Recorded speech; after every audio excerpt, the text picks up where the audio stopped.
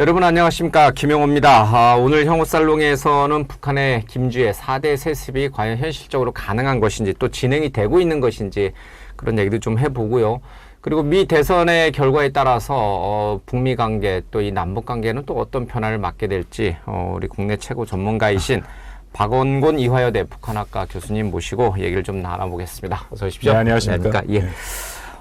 지금 우리는 이제 장마가 끝나고 이제 본격적인 폭염이 시작이 됐거든요. 근데 며칠 전에 북한에 엄청난 폭우가 내려서 김정은 위원장이 직접 이제 수해 지역, 침수 지역을 이제 고무보트 타고 안전조끼도 안 메고 이렇게 다니는 모습을 좀 봤는데 북한 수해 피해가 어느 정도 심각합니까? 매우 심각하죠. 그러니까 김정은 위원장이 직접 현지 지도를 갖고 또 정치국에서 비상회의를 현지에서 했다라는 것 자체가 평양이 아니라 신의주 현지에서 했습니다. 예, 예. 그 자체가 굉장히 심각하다는 것을 방증한다라고 판단이 되고요. 또 하나는 북한의 이런 홍수나 자연재해는 매년 있습니다.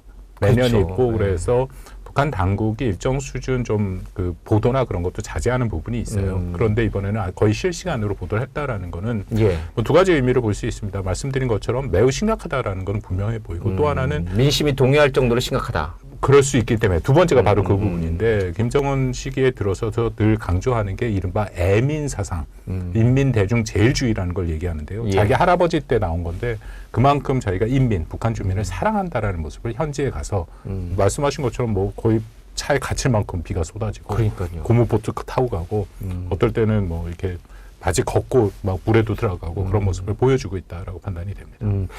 저기 신의주 지금 침수 피해 지역이 원래 상습 침수 피해 지역인가요? 상습 침수 피해 지역이죠. 그럼 지대가 좀 낮고 그다음에 배수가 잘 안 된다는 얘기네요. 그렇습니다. 뭐 아시겠지만 북한의 이 산이 다 무너졌죠. 왜냐하면 무너졌다는 표현이 산에 그 숲이 없고 나무가 없습니다. 비만 오면 그냥 비만 오면 그래서 말씀드린 것처럼 매년 이거는 이제 북한이 겪는 일이고요. 예. 남북 관계 좋을 때 한국에서 준비했던 사업 중에 하나가 그래서 북한 살림을 다시 나무 한번 심어주는 나무 거. 심어주기 그런 것들. 북한이 여전히 매우 중요하죠. 그럼 뭐 있어도 땔감으로 다 갖다 쓰고 이미 그런 지가 오래됐고 어. 1990년 중후반에 뭐 많이들 이제 아시는 이른바 고난의 행군 예. 한 100만 명이 이상 아사했다라는 그 시기에 이제 거의 다 무너졌죠. 그런 자연환경. 그럼 이거는 사실 그쵸, 우리 같으면은 충분히 이제 피해를 최소화할 수 있는 여러 가지 이제 뭐랄까 이제 댐도 있고 또 여러 가지 이제 배수 시설이라든지 이런 것도 있어서 피해를 좀 막을 수 있는데 북한이 그런 게 없다라고 하면은 이거는 글쎄요, 누구의 잘못이라고 말하기 참 어려운데요. 그러니까 수십 년 동안 그렇게 산에 나무가 없고 또 나무가 있어도 땔감으로 쓰고 또 배수 작업이 잘 안 돼 있고 이거는 누구 한 사람의 잘못은 아닐 텐데 김정은 위원장이 이번에 그쪽 담당하고 있는 뭐 지역위원회 비서인가요? 예, 이런 실무자 책임자들을 전부 경질하는 그리고 총 강수를 뒀는데 이것이 이 성난 인민의 마음을 얼만큼 달래줄 수 있을까 모르겠어요. 누군가 책임을 지게 만들어야죠. 그게 북한 체제의 특징. 그러지 않으면 자기한테 오니까. 그렇죠. 왜냐하면 북한의 화살이. 유일 수령 체제라고 불리는 것은 수령은 무오성이라는 게 있습니다. 수령은 절대 틀리면 안 되죠. 그렇기 때문에 뭐 예를 들어서 이런 것도 말씀드린 것처럼 매년 발생하는 거고 신의주에 거기에 대한 철저한 대비가 됐어야 되는데 예. 만약 그게 안 된 거를 김정은이 스스로 것을 인정하게 되면은 자기가 뭔가 잘못했다. 물론 예. 김정은 시기에 들어서서 특징이 있습니다. 뭐 기억하실지 모르겠지만 몇 번 그 북한 주민들 앞에서 우는 모습도 보였고 그리고 자기의 잘못을 인정하는 것도 있었어요. 그래서 이게 수령 체제에서 보다 인간화된 수령 체제다라는 이제 그런 신격화된 수령에서 좀 내려고 인간화된 그런 식의 주장도 나오긴 하는데 어쨌든 말씀드린 애민주의라는 것을 김정은 시기에 아주 핵심으로 내세우고 있으니까 그런 면에서 책임자는 분명히 책임을 가려야 되는 거죠. 안 그러면 인민들의 비난의 화살이 수의 책임이 누구냐? 영도자의 책임이다 이런 얘기가 나올 수도 있으니까 그걸 완전 차단하기 위해서라도 예, 그렇다고 생각합니다. 밑에 있는 별로 힘도 없는 사람들이 되려 근데 꼭 북한뿐만 그런 건 아니지 않습니까? 그런가요? 모든 정치 체제에서 결국은 최종적인 갑자기 우리 정치 체제도 갑자기 떠 생각이 좀 나네요. 예, 맞습니다. 뭐 애꿎은 항상 중간 관리자들이 이런 경우에는 많이들 이제 대신 총대를 맨다고 하죠. 예, 총대를 메고 이제 사라져가는 경우가 좀 있습니다. 근데 그 수해 현장에 우리 같으면은 자동차가 이렇게 바퀴가 잠길 정도로 있으면 되게 위험하거든요. 근데 아무리 차가 뭐 푸틴한테 선물을 받아서 좋든 아니면 어디서 독일에서 몰래 가져왔든 간에 아무리 외제차라고 해도 그렇게 바퀴가 3분의 2 정도 잠기는 상황에서 수해 현장 침수 지역을 가고 그거를 또 노동신문 버젓이 사진을 찍어서 보여주고 되게 위험한 행동이잖아요. 원래 최고 존엄한테는 그렇게 하면 안 되는 거잖아요. 다 연출된 거죠. 철저하게 연출합니다. 위험하지 않다 이런 뜻이군요. 아니요. 실제로는. 그만큼 위험을 감수하고 있더라도 북한 주민들한테 달려간다라는 걸 보여주는 거죠. 제가 나중에 좀 말씀을 드리겠습니다만 저는 북한의 극장 국가라고 얘기하는데 뭐 이 개념은 제가 만들어낸 건 아니고 일본의 그 동경대학의 와다 하루키 교수가 얘기를 한 건데요. 그만큼 모든 북한 매체에서 나온 것은 철저하게 계산되고 연출된 거다. 그 차가 SUV인데 일제 SUV입니다. 말씀하신 것처럼 반 이상 잠겼잖아요. 그 모습을 일부러 보여주는 거죠. 아까 말씀하신 고무보트도 마찬가지입니다. 구명조끼 안 입었죠. 그리고 쭉 가는 거 그것도 마찬가지죠. 그만큼 지도자 최고 존엄이자 지도자 수령인 김정은이 자신의 안위를 생각 안 하고 북한 인민들을 향해서 뛰어간다라는 것을 보여줌으로써 북한 인민들이 글쎄 그 얼마만큼 이제 수용이 되는지에 대해서는 굉장히 논란이 있는데 그들의 입장에서는 우리 지도자가 정말 우리 인민들을 사랑하는구나라는 것을 연출하려고 하는 거죠. 우리가 극장에 가서 어떤 영웅을 보면 굉장히 뭐랄까 감동하게 되고 또 영웅시하면서 더 따르게 되고 막 이런 극적인 효과를 노린 연출된 작품들이고 연출된 침수 현장 시찰이다 이런 뜻이군요. 그렇죠. 아니 너무 잘 아시겠지만 북한 매체라는 것은 아주 다 정부의 매체가 별로 없습니다. 그렇죠. 노동신문이 있고 조선중앙통신이 있고 조선중앙TV 정도가 딱 있는데 그런 매체들에서는 100% 정부가 다 통제를 하고 뭐 많이들 이제 아시는 예를 들어 선전선동부라고 아예 그 부가 있지 않습니까? 그 부에서는 어떻게 최고 존엄을 다 연출할 것인가에 대한 철저함이 있죠. 물론 최근에 가끔 실수가 나오는데 그래도 전체적인 흐름은 당연히 다 연출되고 의도되고 목표가 있는 것이다라고 보시면 될 것 같습니다. 이 북한이 침수 피해가 큰 상황에서 김정은 위원장이 이제 침수 피해 현장을 시찰했던 모습이 보도될 그 무렵에 우리 이제 국회에서는 이제 정보위원회 이제 좀 보고가 있었어요. 이제 국가정보원을 비롯해서 그래서 그 국정원 보고 내용이 이제 언론에 좀 보도가 됐는데 김정은 위원장의 건강 이상설 얘기는 뭐 어제요 오늘의 얘기는 아닙니다만은 좀 구체적으로 좀 나왔던 것 같아요. 좀 초고도 비만이고. 그래서 뭐 안전하게 살을 뺄 수 있는 약을 좀 미국이나 어디서 좀 구해와라.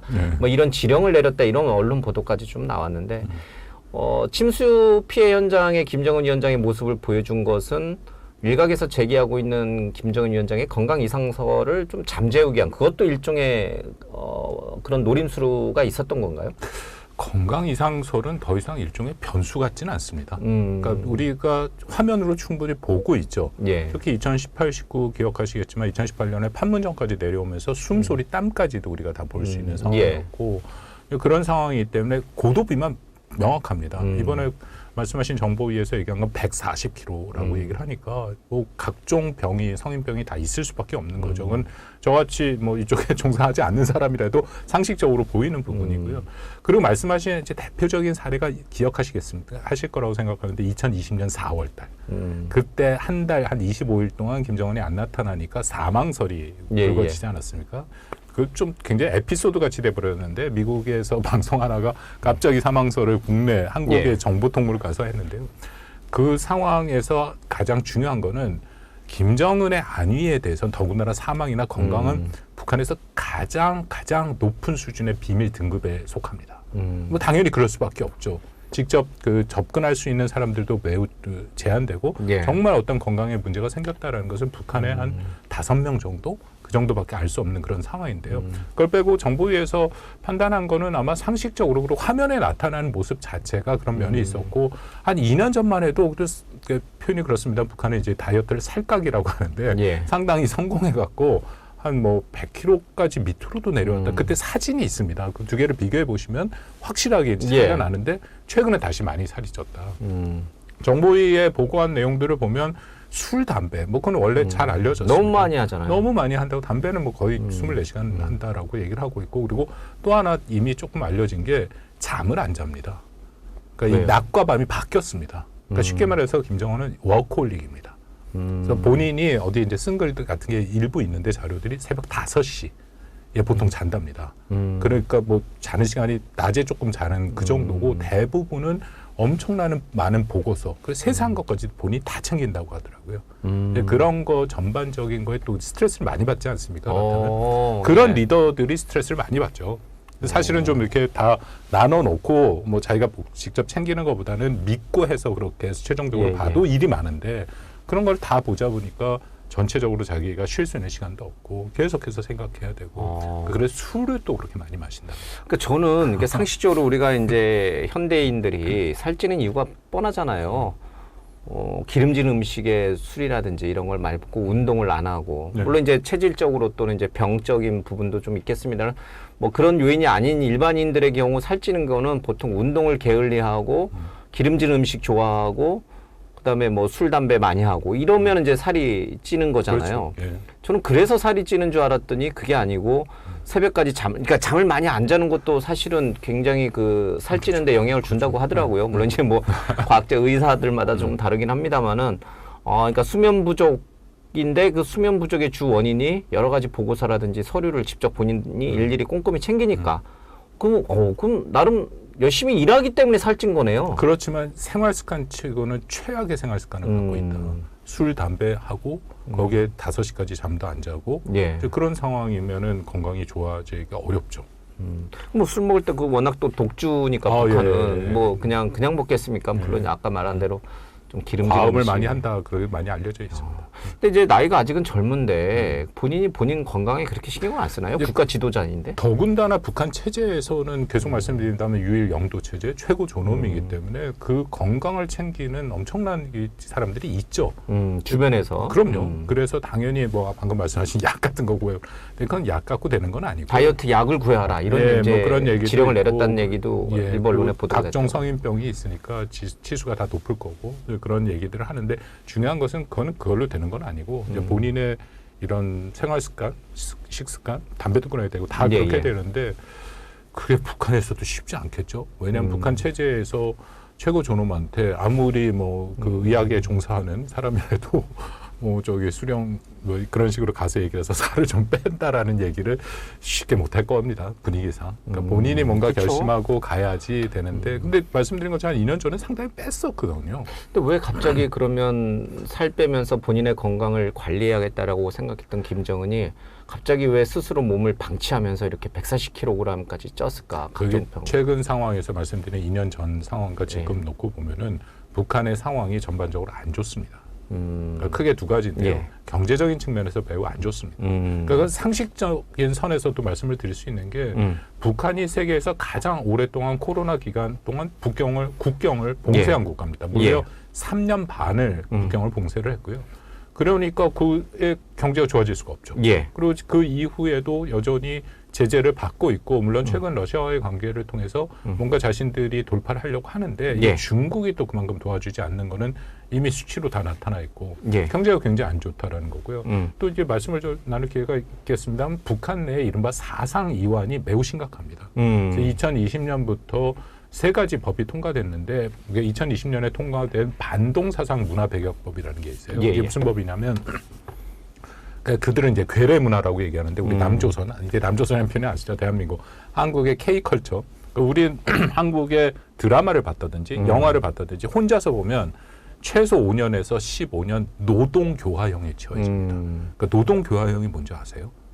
뭐 우리랑은 좀 다르죠. 뭐 옛날 감옥에 있으면 이제 그 뭐 무슨 그 곡괭이질하고 뭐 맞습니다. 정확 그거 하러 가는 거 아닙니까? 그러니까 자는 시간 빼고 예. 내내 일을 하는데 바로 그 곡괭이질을 하는데요. 웃으면 안 되죠. 최근에 노동교화형을 갖다 북한에서 억류돼 갖고 3년 동안 노동교화형을 하는 그 캐나다 교포 목사님을 제가 한번 뵙고 얘기를 하고 책도 쓰시고 그래서 한 분인데 그 한겨울에 언 땅이 파인됩니다. 야, 그걸 하다 하니까 파인됩니다. 그 노동교화형 그분이 노동교화형 3년 하셨거든요. 근데 어쨌든 예. 5년에서 15년 노동교화형이고 그리고 만약 제가 보다가 이 재밌어서 제가 우리 김현국께 이거 한번 보시죠 하고 드렸다. 그러면 저는 최소 무기징역에서 사형입니다. 권유한 사람은. 예. 그러니까 그 법이 우리 인터넷에 다 떠 있거든요. 처음에 그 법을 제가 딱 봤을 때 어떤 생각이 들었냐면 아 북한 이걸 못 막는구나. 그러니까 이렇게 무지막지한 법을 낼 수밖에 없구나라는 거고요. 작년 1월 달에 통과된 그 평양 문화보호법이라는 건데 그건 좀 더 황당합니다. 예를 들어 이런 겁니다. 북한에서 부인이 아내가 남편을 오빠라고 부르면 처형한다. 법에 그런 내용들이 있어요. 오빠라고 부르면 처형. 남조선식 표현이다 이런 거. 남조선식. 그래서 또 그 남자친구 여자친구끼리 남친 여친 그럼부터 처형한다. 참고로 북한에서는 동지 동무라고 부르거든요. 그런 것들이, 연인 관계도. 예, 연인 관계도. 그만큼 한국 문화의 영향을 엄청 받았다라는 얘기고.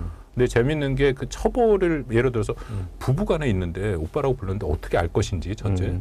알아도 처벌 조항이 제가 궁금했어요. 근데 처벌 조항은 안 나와 있더라고요. 그래서 이제 국정원 팀들이랑 만나서 기회가 있어서 물어봤더니 그걸 대답을 안 해주는 게 모르는 건지 안 알려주는 건지 모르는데 어쨌든 처벌 조항도 좀 궁금하더라고요. 정말 오빠라고 부르면 얼마만큼 처벌을 받느냐. 근데 어쨌든 중요한 것은 그만큼의 강력한 조치가 필요할 만큼 말씀드린 사상 이완이라는 게 광범위하게 퍼졌다. 그 북한의 김정은 입장에서는 저는 북한의 체제가 하나는 본인의 능력을 보여줄 수 있는 핵 능력, 그러니까 군사적인 측면, 또 하나는 경제라고 생각합니다. 두 가지가 동시에 가야 돼요. 그러니까 경제를 정말 아까 말씀 나눈 김정은이 북한 주민을 사랑해서 애민을 하는 건지 아니면 본인의 체제를 유지하기 위해서인지 뭐 저는 후자라고 생각을 하긴 하지만 중요한 거는 두 개가 쌍두마차처럼 가야 되는데 여기가 지금 완전히 흔들려 있으니까 이쪽만 이렇게 가고 있지 않습니까? 거기에 가장 근간을 갖고 있는 사상 문제가 흔들린다.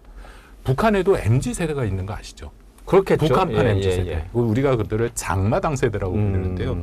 그들이 우리 비슷합니다. 1990년대 후반 2000년 초반에 태어난 세대들인데 이전 세대랑 뭐가 차이가 나냐면 아까 말씀드린 고난의 행군 이후에 태어난 세대들이거든요. 그 말쯤에 고난의 행군 이전만 하더라도 북한 조선인민민주주의 공화국이 인민의 생활을 일정 수준 책임졌습니다. 물론 70년대 후반부터 많이 무너지긴 했는데 근데 이 세대들은 자기가 태어나니까 나라가 날 위해서 해준 게 없어요.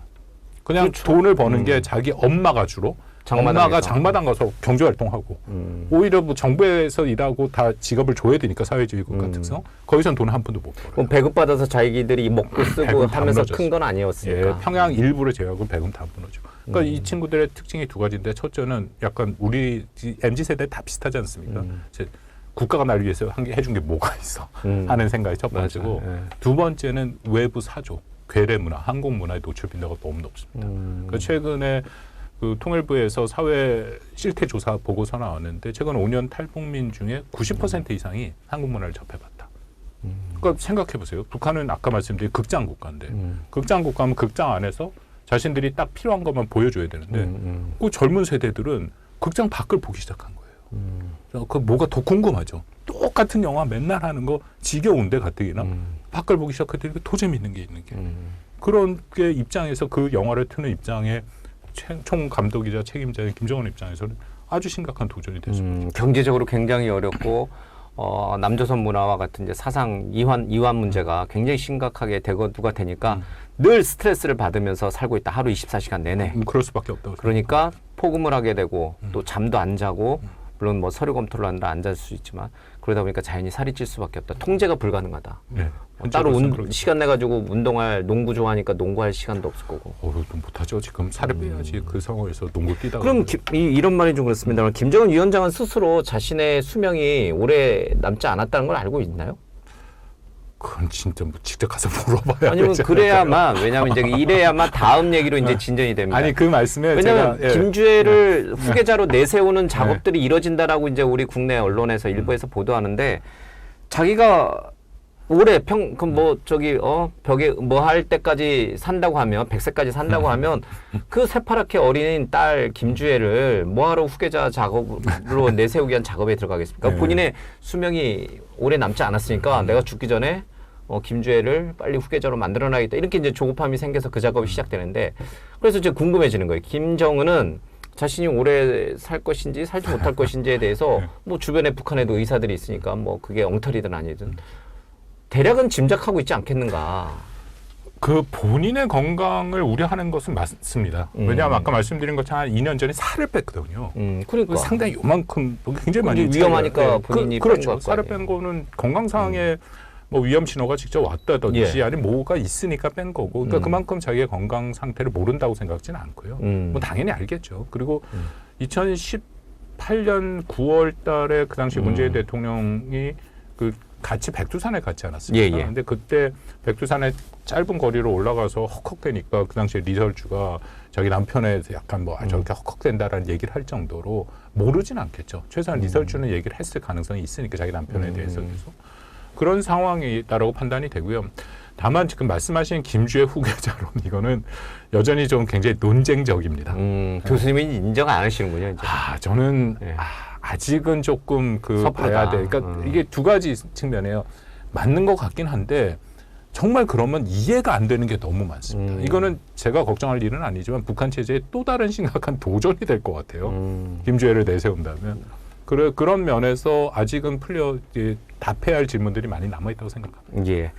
어쨌든 이제 김정은 위원장의 건강은 바로 이제 이 4대 세습과도 관련이 있기 때문에 좀 이제 자세하게 한번 좀 여쭤봤고 정확하게 근데 우리 국정원의 휴민트가 뭐 얼마나 복원이 됐는지 모르겠습니다. 최근에 뭐 블랙 요원들 다 들통났다는 얘기까지는 지금 나와가지고 휴민트가 무너질 수도 있지만 김정은의 건강 상태를 정확히 알 수 있는 그런 정보를 우리 당국이 얼마나 갖고 있는지 잘 모르겠습니다만 어쨌든 그 부분은 제가 하나 말씀드립니다. 아까 말씀드린 것처럼 그건 갖기가 매우 어렵습니다. 그럼요. 2020년 4월 달에 네. 근데 너무 재밌었던 현상이 그때 기억하시겠지만 전 세계가 사실 난리가 났지 않았습니까? 근데 거기에 사실 문 대통령 우리 정부는 알고 있었어요. 뭐 죽지 않았다라는 건 알고 있었고 만약에 북한의 김정은 최고 지도자의 그 신상에 뭔가 변화가 있다면 그것을 가장 먼저 그리고 정확하게 알 수 있는 외국 국가는 중국입니다. 당연히 알고 있고요. 그 다음 어느 국가가 알 것 같으세요? 한국. 아닙니다. 미국이 합니다. 아, 미국. 예, 왜냐하면 중국과 미국이 가장 높은 수준에서 그런 정보는 서로 공유를 해요. 이건 1970년대 제가 사실 외교사 전공자라서 1970년대 비밀 해제된 문서를 보면 백악관과 이쪽에서 굉장히 깊은 얘기를 한반도 왜냐하면 생각해 보시면 중국과 미국이 둘 다 한반도에 공통된 이해를 공유하는데 그거는 전쟁이 나면 안 됩니다. 안정을 원하거든요. 그래서 그런 정보를 공유한다. 그때 이거를 제가 어떻게 알았냐면 이 트럼프 대통령 때였잖아요. 아시다시피 트럼프 대통령 말하는 걸 너무너무 좋아하지 않습니까? 끊임없이 기자들이 질문했죠. 한 달 내내. 김정은 위원장 계속 그때 만나고 막 네. 그런 관계니까 18, 19년 지났으니까. 네. 사랑에 빠졌다 하는 예. 판국에.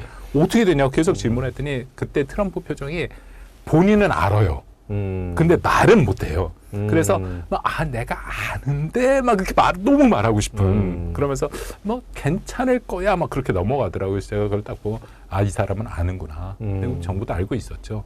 잘못된 그 정보였다. Well, I understand what's going on, and I just can't talk about Kim Jong-un right now. I just hope everything is going to be fine. But I do understand the situation very well, please. 근데 그만큼 이거는 매우 민감한 정보라서 가장 높은 수준의 정도만 알지 그냥 일반인들 뭐 사실 저같이 연구자들조차도 예. 나와서 뭐 죽었다 살았다 하면 일단 안 믿으시면 됩니다. 그건 다 잘못된 정보입니다. 저도 모릅니다. 그러니까요. 이제 우리가 화면이나 신문에 북한이 보도한 내용을 근거로만 파악할 수밖에 없다는 게 물론 이제 우리 정보 당국이나 이런 데서는 이제 각종 뭐가 됐든 간에 감청이 됐든 휴민트가 됐든 뭐 어떤 방법이 됐든 감청입니다. 미국이 상당 부분 그렇겠죠. 감청으로 예, 하겠죠. 우리는 갖고 있지 못한 감청 기술을 통해 가지고 얼마 전에 우리 용산도 다 감청했지 않습니까? 맞습니다. 그 얘기가 더 재밌는 얘기다. 예, 어쨌든 이제 북한 김정은 위원장의 건강 상태가 몹시 좋지 않다.